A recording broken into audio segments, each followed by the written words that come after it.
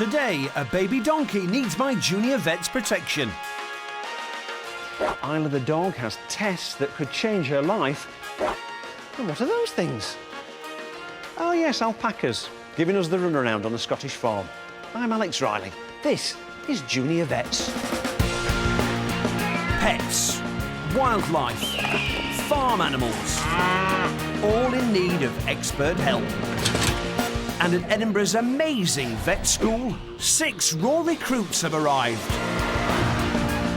They're working alongside the school's top-notch team. As if I just did that. And they are being pushed to their very limit. As they help to save the lives of sick and injured animals. 6 new junior vets, but I can only choose one winner. This year's head vet is...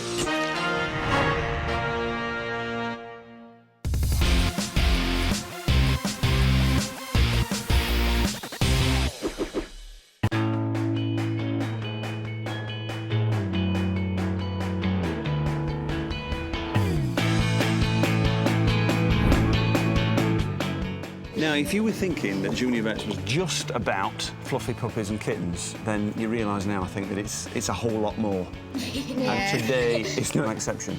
So, today's pairings are as follows. Josh, Molly, Robin and Bonty, Nat Bay and Jamie. Well, what are you waiting for? Go on, those animals aren't going to help themselves, are they? It's been an action-packed start for all of my Junior Vets. So far, Josh has managed to keep his cool when vet work has become noisy and stressful. But how will he cope when things get a whole lot more stinky, dirty and messy? Bonte came here hoping to get loads of close-up animal care. But she's about to find out that there's a little bit more to vet school than looking after horses and dogs. Ah, this is the life. A lovely stroll in the countryside with my junior vets, Bonte and Robin. Actually, we've got some VIP vet work to complete here with some rather strange-looking patients. Have a look up there.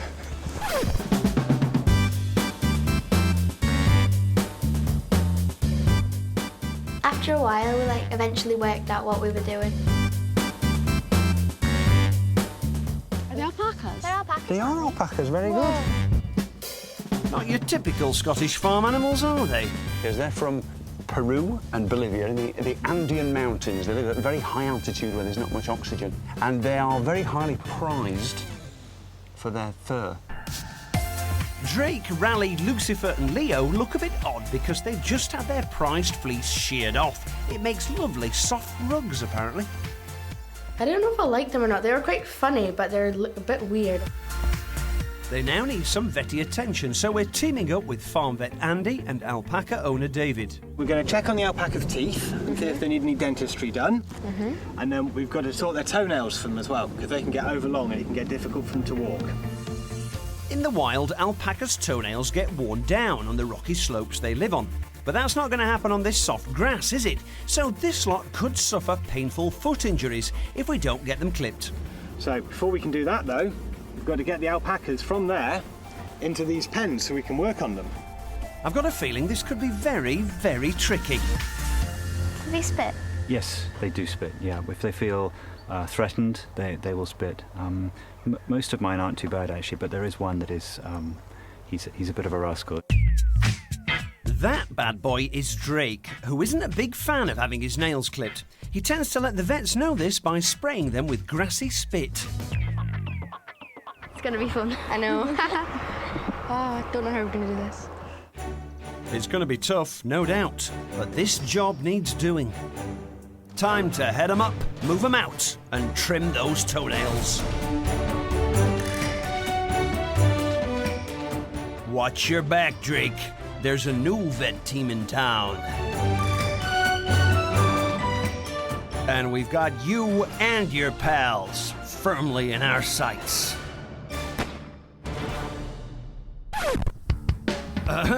Sorry about that. Got carried away with the cowboy theme there. Onwards! Rounding up these alpacas is going to take bravery, stealth, and lots of agility. Oops. Yeah, I think we have to try and get them in there, but it looks really hard. And they're off.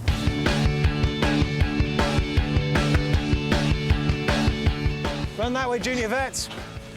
Andy sort of gave us like this dead simple plan. You have to just sort of stand still and hope that they don't come running into you. Bonte shows no fear going straight for Drake. But he's not coming quietly. Ah, we seem to be getting somewhere. Just walk towards him. Oh, off he goes. Maybe not. Scary. It took us a while because they kept running past us. Later, hang on to your goggles as we discover why sharpshooter Drake has such a bad rep.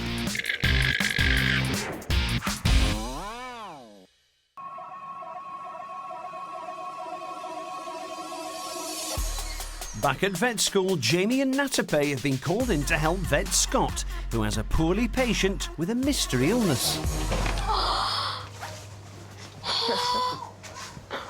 Right, guys, so this is Isla, so she's your patient today.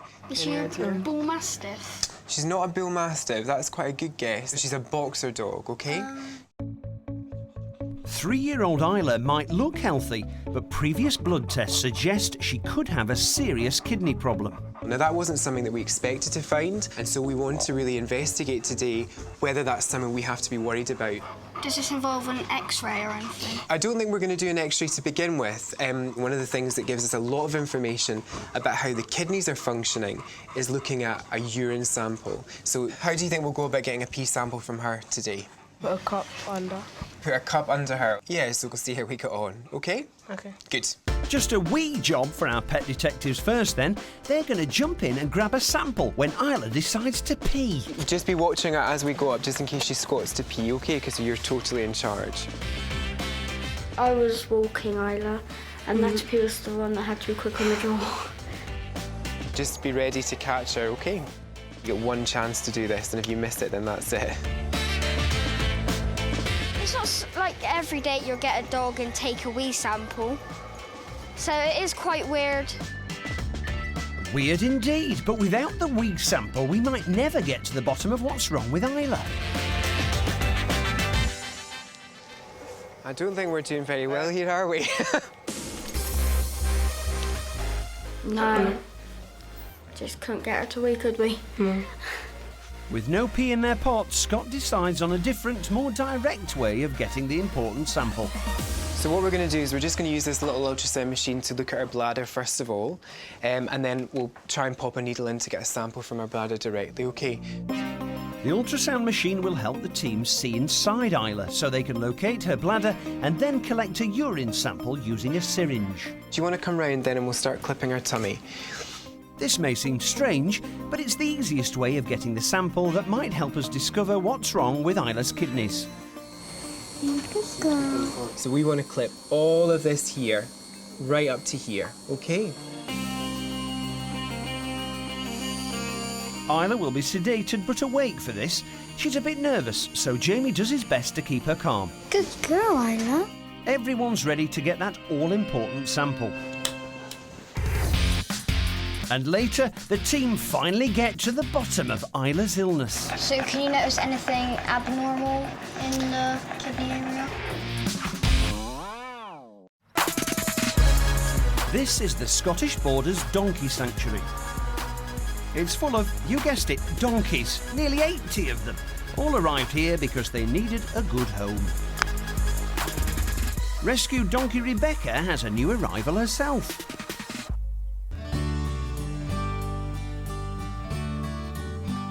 Six days ago, she gave birth to daughter Poppy. And junior vets Josh and Molly have the pleasure of being the first ever vets to treat proud Rebecca's tiny foal. Hello. Oh, hello, hello. You like me?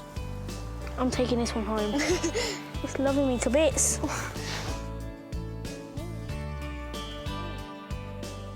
Newborn foals and their mums can easily become ill, so my junior vets are joining Vet Morven from Greenside Vets to make sure mum and daughter are fit and healthy.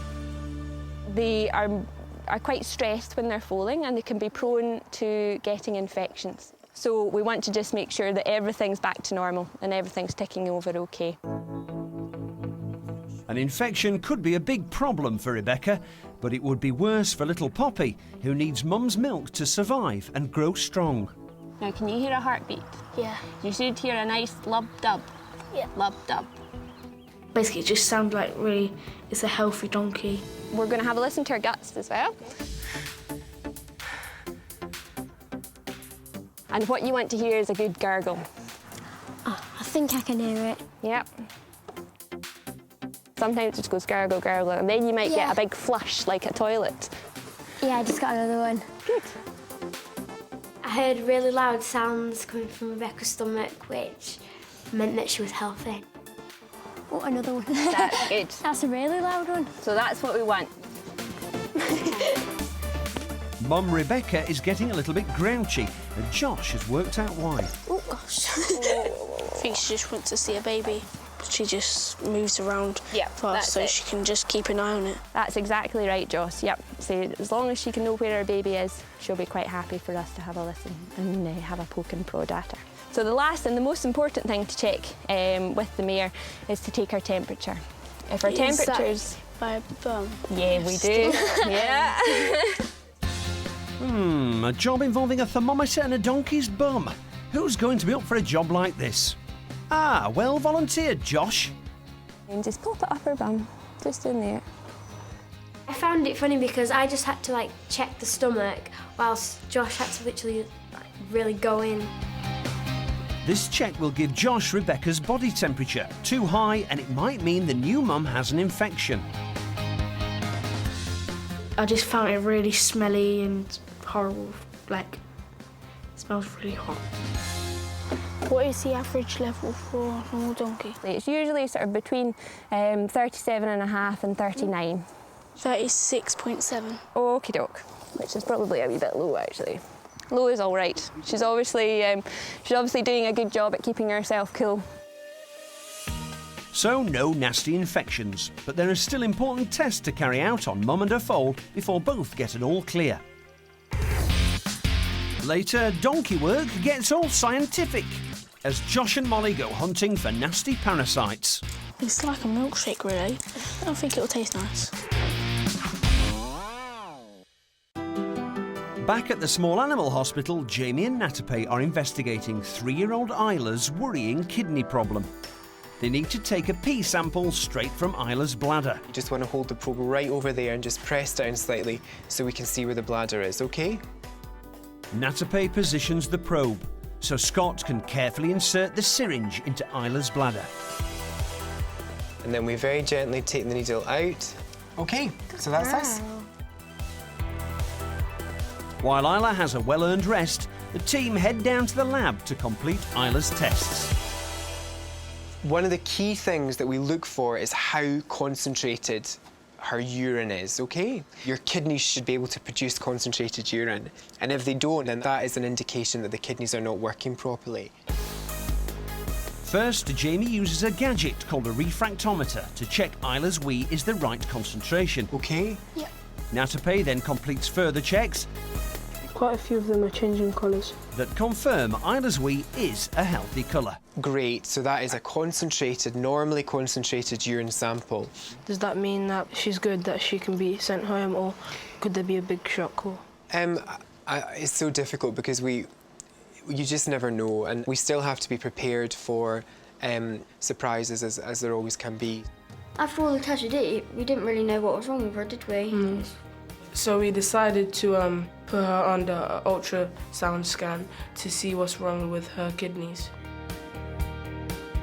This scan could give Isla the all clear or uncover a serious problem. So again, just comfort her head in there, just make sure she thinks she's okay, that's good. It's okay, don't worry. So are you okay to turn the lights off? Jamie thinks he may have spotted Isla's kidney. You can sort of like see a little circle with something light in the middle. Very good. So, and actually that circle that you're seeing in the middle of the screen is actually the kidney that we're looking at. So can you notice anything abnormal in the kidney area? Scott's expert eye can tell Isla's kidney does not look right.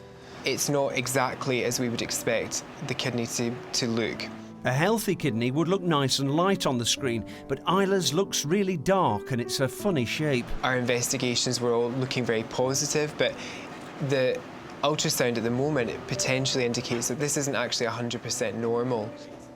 The scan suggests Isla has kidney disease, and sadly this will almost certainly shorten her life. After all their efforts, it's not the news the team were wanting to hear. Does this mean we might have to keep her in for a little bit longer? I don't think we're going to have to keep her in today, but it does mean that we are not going to be able to necessarily give her the clean bill of health that we wanted to. So I think this does show the benefit of doing what we've done today. Now then, Isla. Is it all right to stroke her? Yes, of course, yeah. How is she? It was like really positive, like before the ultrasound.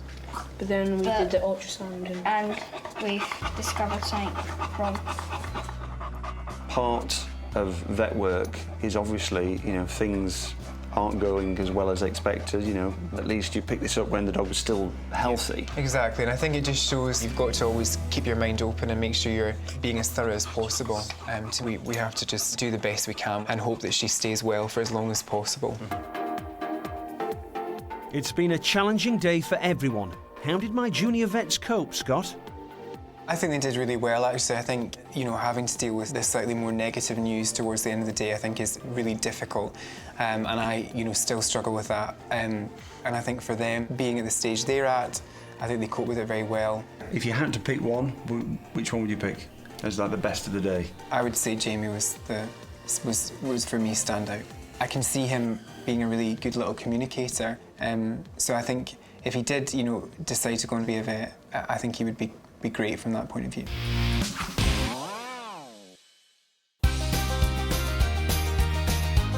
At the Donkey Sanctuary, Josh and Molly have been getting all vetty with new mum Rebecca.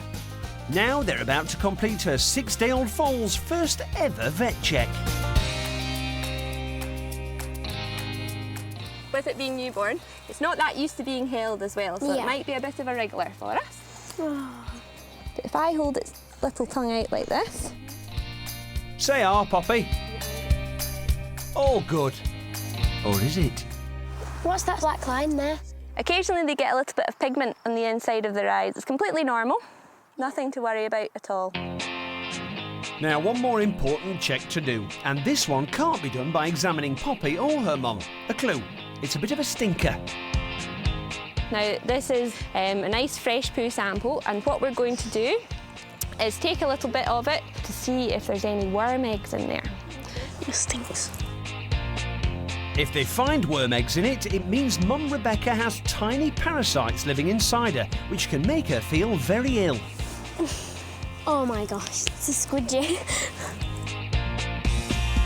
Worms can be life-threatening for an adult donkey, and they can affect the quality of her milk, and that would harm her foal, Poppy. I don't think being a vet is very glamorous. I don't think I could do this every day. I could. It stinks really, really bad. Okie doke, guys, so that's us got enough poo, and we'll have a look at this under the microscope and see if we can find any worm eggs. Okay? Okay. So we'll tip it all out of the tub. This just mushes up the poo sample so that it gives the worm eggs a chance to escape from the dung and float out. It's like a milkshake, really. I don't think it'll taste nice. Josh's handiwork turns the donkey poo into a liquid. If there are dangerous worm eggs hidden in the poo, this will make them easy to see. Now, I actually have a picture here to show you guys, so you can know what you're looking for. Any nasty eggs, Molly? Yeah, I can actually see something. And Josh confirms what they've found. Okay, so what can you see down there? Quite a lot of eggs. Mum Rebecca does have worms, but it's not all bad news. The team have caught it early before they can make her ill. Worming medicine will soon sort her out, which means little foal Poppy will get good, strong milk from Mum and can live a long, healthy life herself, thanks to my junior vets. It's one thing with the veterinary profession that with the glamour and playing with the little babies also comes the downsides when you have to deal with the back end of animals and deal with the poo, and they cope really, really well with it. Checking the temperature, it was horrible when you had to stick it in, and I felt sorry for the donkey, but then it's for our own good.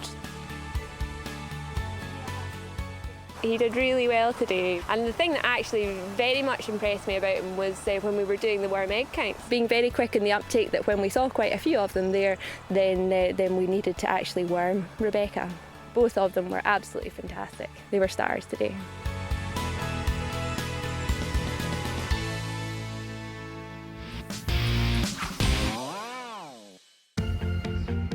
Junior vets Robin and Bonte are being given a right old runaround down on the farm as they try to round up and treat these flighty South American alpacas.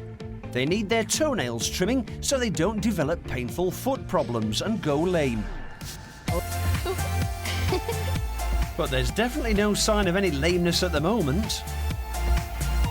Finally, we catch up with little Leo, but there's still 3 more to go, including pack leader and official bad boy Drake, who isn't so struck on vets.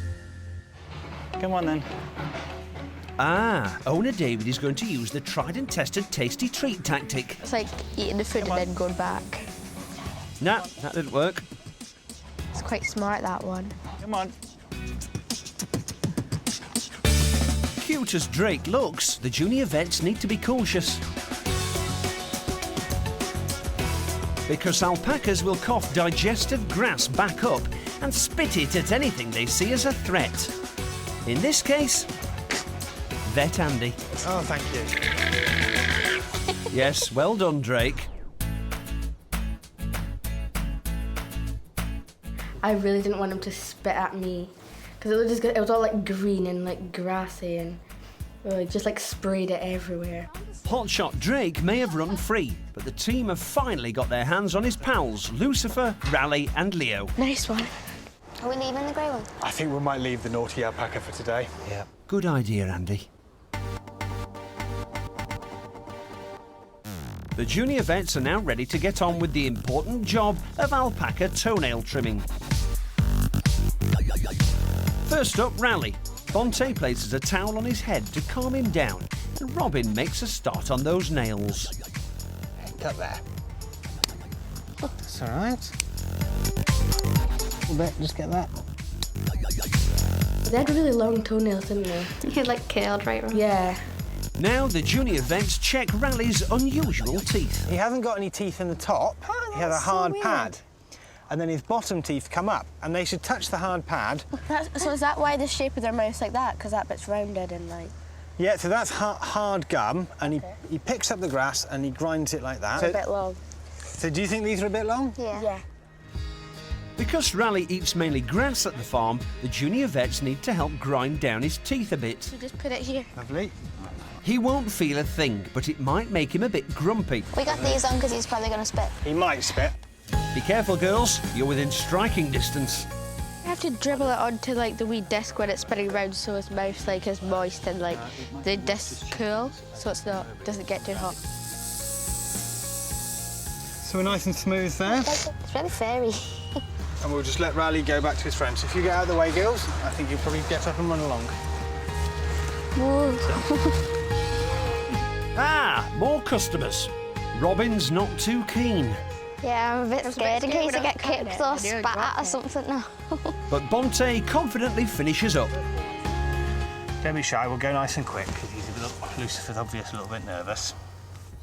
Impressive, Bonte. And finishing off there with a nice bit of nail polish. Oh, OK. Apparently that's antibiotic spray to stop any infections. I knew that. Should we just let him run? Do you want to open the gate?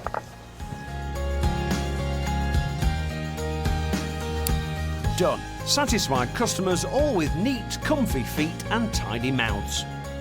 Well, almost. We'll have you next time, Drake. It felt like another once-in-a-lifetime thing. So what do you think, Andy? The junior vets have both done really well. I mean, you could see when they got here and we started moving the alpacas that they were a bit afraid of them. They were a bit afraid of getting kicked or spat on. But Bonte, you know, she really got in there. I think that's really shows real good progress. On alpaca pedicures, Bonte is the winner today. At the start, it was quite hard to get them in, but then I think we managed. Yeah. It was a bit scary when the grey one just ran at you. Oh yeah, because I thought it was going to spit at me and I didn't want it to go in my hair.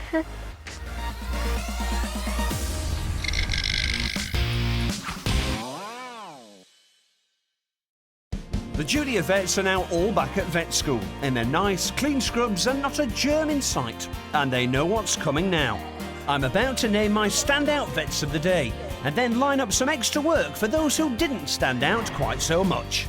All right. Hello. Hi. I think you're starting to realise that vet work isn't just about, you know, having a strong stomach when you're in the middle of an operation. It's all about sensitivity and understanding the feelings of the patients and their owners often.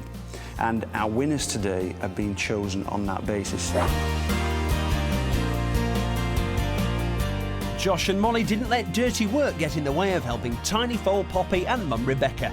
Josh's gentle touch was so impressive today.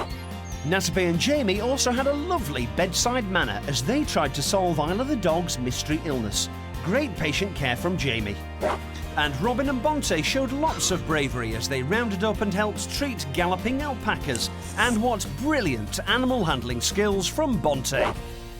Doing something slightly different this time. We're not choosing a team. I'm going to single out individuals. Bonte. Oh. Yeah. Oh!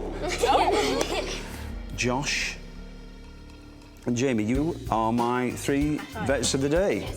Congratulations. Come on, let's have a big round of applause. Come on, whoa, well done. Woo! All right, you 3 junior vets. Great work by all, but 3 standouts. Feels amazing. Yeah. Cool. Can't believe we won. Tidy work, you 3. You 3, get tidying. Next time on Junior Vets. A birth in a barn. Major surgery for an old pooch. And super huge, super fast birds need their medicine.